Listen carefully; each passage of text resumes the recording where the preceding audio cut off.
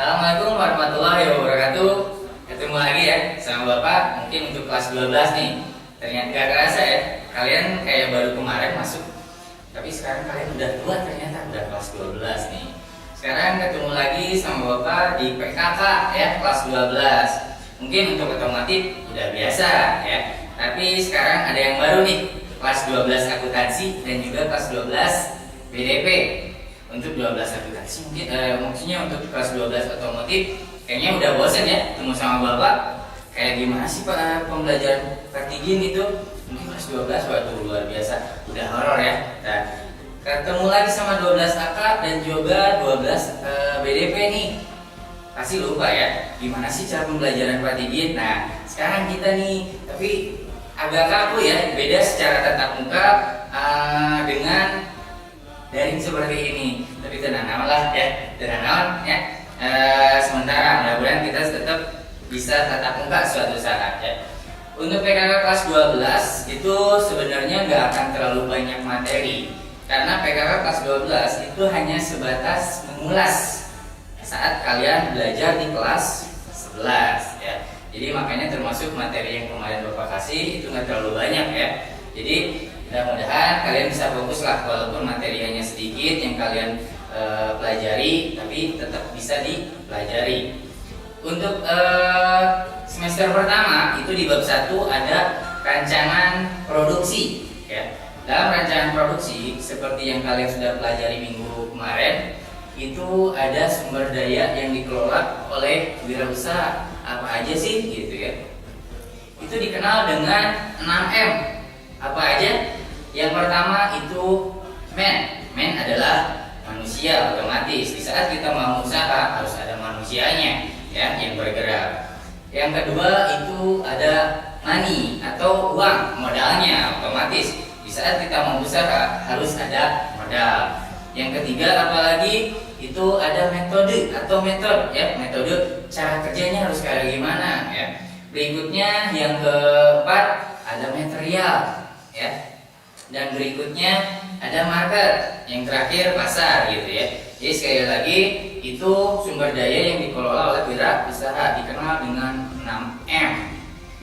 Sampai situ kalau misalnya ada yang kurang jelas, kalian boleh kok ya langsung japri aja ke Bapak ya. Berikutnya ada tahapan, tahap-tahap kewirausahaan.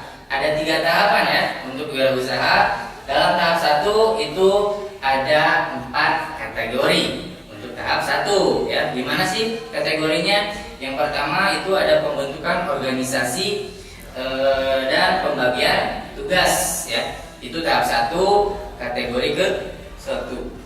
Yang kedua menetapkan target dan strategi. Gimana sih targetnya kudu kumaha, ka mana ya sasaran anak itu kalian harus buat dulu. Yang ketiga ada membuat jadwal kegiatan, disesuaikan jadwal ya kita apa sih yang harus dilakuin ya. Terus yang keempat ada menetapkan biaya produksi. Jadi dari modal itu harus berapa, terus pengeluarannya berapa kalian harus tahu ya. Itu tahap ke-1. Adapun tahap kedua, itu yang pertama melakukan produksi mulai ya, pembuatan mana kelas kumaha ya. Itu melakukan produksi. Setelah melakukan produksi, mulai keduanya melakukan quality control, kumaha cara kerja para karyawan. Jadi harus tahu kualitasnya, quality control. Yang ketiga itu melakukan pengemasan, harus dibungkus sedemikian rupa biar kalian bisa di saat promosi itu para konsumen menarik. Jadi pengemasan itu penting juga ya.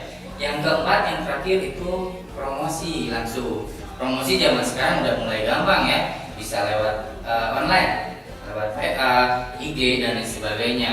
Kebanyakan sekarang yang online itu udah mulai rame banget ya. Itu tahap promosi.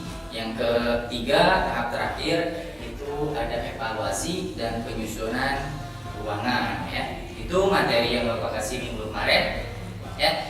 Kalau misalnya ada yang kurang jelas nih setelah Bapak jelasin ke kalian, terus kalian kurang jelas, boleh langsung japri ke Bapak ya. Bagi yang tahu kontak Bapak, mungkin untuk otomotif khususnya TSM 1 ya, tahu kalau ada yang nggak jelas langsung kontak aja, oke? Jadi boleh bertanya ya di saat kalian tidak jelas, walaupun kalian belajar dijamin nih ada yang lagi rebahan, ada yang sambil ngopi dan lain sebagainya.